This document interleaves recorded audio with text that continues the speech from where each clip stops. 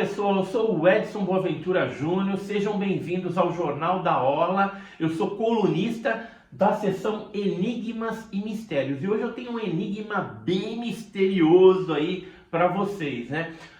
Teria, de repente, alguma visão de um jesuíta católico ter a ver com o fenômeno OVNI, dos objetos voadores não identificados? O que você acha? Bom, eu vou trazer para vocês aqui uma informação de que o jesuíta, o padre José de Anchieta, que era aquele que escrevia na areia, né? Tem aqui uma gravura desse jesuíta, né?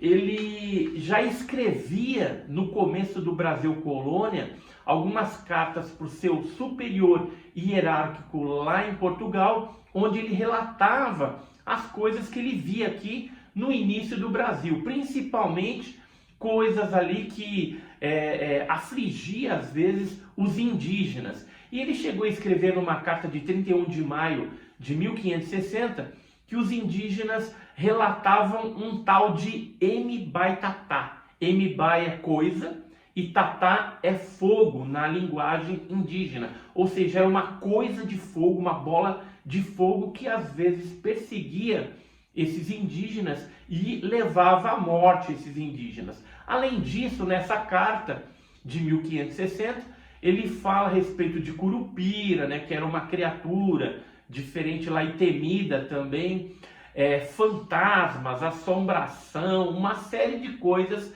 assim curiosas, né, e sobrenaturais que geralmente a Igreja Católica classificava naquela época de demônios, né, ou coisas diabólicas ali que afligia a comunidade indígena, né? E o José de Anchieta, então, ele é conhecido aí como um jesuíta também bem polêmico, né? O padre voador, tem uma série de coisas, avistamentos, por exemplo, em Bertioga, de uma capela que ficou toda iluminada. Qualquer hora eu trago essa história para vocês também, mas o que eu quero trazer para vocês é uma descoberta que eu fiz agora, que existe 10 tomos, ou seja, 10 volumes dessa edição do Frei Agostinho de Santa Maria, lá de Portugal, chama Santuário Mariano e Histórias das Imagens Milagrosas de Nossa Senhora, né? Então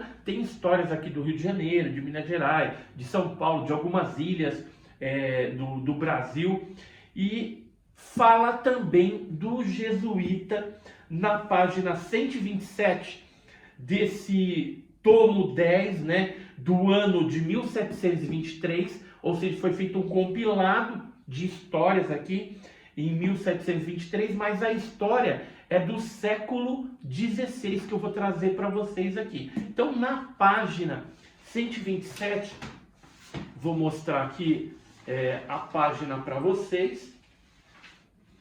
Essa página, ela está numa linguagem bem arcaica, né? Então eu fiz aqui uma impressão e a gente vai ler essa história, porque segundo consta aqui, o jesuíta teria tido um contato com uma criatura estranha, luminosa, parecendo que está envolta em fogo, né? Então o que seria isso? Seria um demônio realmente? Ou poderia estar associado a um tripulante de um objeto voador não identificado? Ou algum ser desses que aparece vez ou outra na casuística ufológica? Então, no livro, o que fala? Fala o seguinte: por uma parte desta praia, que é a praia de Itanhaém, no litoral sul de São Paulo, caminhava o padre Anchieta de noite em companhia de alguns romeiros, né? Pessoal que faz aquelas romarias, né? Quando às 10 horas da noite lhes apareceu uma visão tão espantosa que a todos atemorizou. Ficou todo mundo ali com medo. Era uma figura de um homem armado em fogos, ou seja, envolto em fogos, metido em prisões e cadeias e grilhões de fogo, tudo de fogo. Imagina uma pessoa, um homem todo envolto numa luminosidade parecendo fogo. E à vista desta horrenda visão, não puderam deixar de temer muito todos os que acompanhavam e assim abraçaram com o padre, ou seja, o pessoal com medo ali, os romeiros foram para cima do padre, abraçaram ele e se pegavam nas suas vestiduras, ou seja, nas suas vestimentas ali, né? Geralmente era aquela bata, né? Aquela saia que os jesuítas utilizavam. E eles gritavam que lhes acudissem. Assim o fez o jesuíta, ele fez um certo exorcismo, esconjurou, né, essa palavra é difícil de falar, esconjurou aquela criatura ali de fogo, né, fazendo exorcismos da Santa Igreja, e desapareceu aquela visão. Como que ela desapareceu? Diz que ele se meteu no mar, ou seja, aquela criatura entrou para dentro do oceano, ali na praia onde eles estavam andando. Aqui no escrito dá para a gente saber que é Itanhaém, realmente que aconteceu isso. Eu cheguei a fazer umas concepções artísticas aqui, como se fosse o jesuíta esconjurando, né, essa criatura luminosa de fogo, e aqui embaixo já a criatura como se estivesse indo embora, entrando dentro do mar, né? Então, o que seria isso? Será que seria um demônio? A Igreja Católica diz que sim, mas eu tenho uma notícia para vocês. No meu canal lá no YouTube, no Enigmas e Mistérios, a gente tem uma seção também chamada Criaturas Misteriosas, Criaturas Extraordinárias.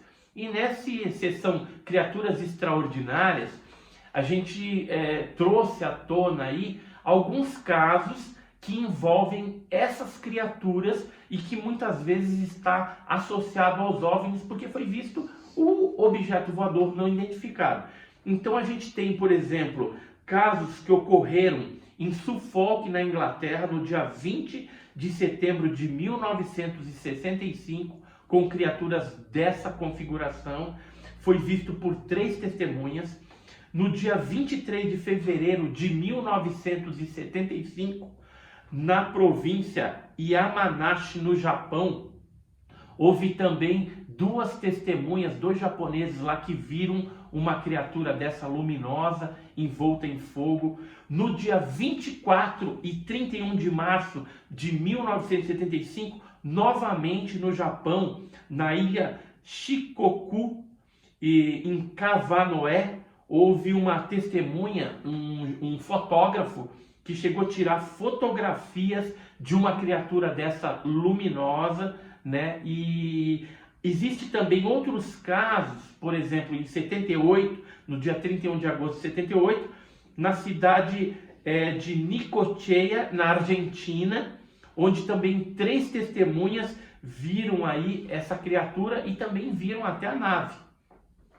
Elas inclusive estavam dentro de um foco de luz. E nós temos no Brasil um caso que aconteceu aqui pertinho de Itanhaém, que é em São Vicente, no bairro Japuí, no dia 1º de outubro de 1995, quando uma testemunha chamada Márcio dos Santos viu um objeto pousado dentro de um colégio e havia uma criatura dessa envolta, né, numa luminosidade alaranjada, parecendo fogo. Então, é comum na ufologia, vez ou outra, aparecer uma criatura. A gente não sabe se faz parte da própria natureza dela, aquele fogo, ou se aquilo é uma espécie de luminosidade do corpo, né, que vez ou outra aparece. Agora, o fato é que o José de Anchieta, junto com outros romeiros, teve essa visão na praia de Itanhaém. Então, se você gostou aí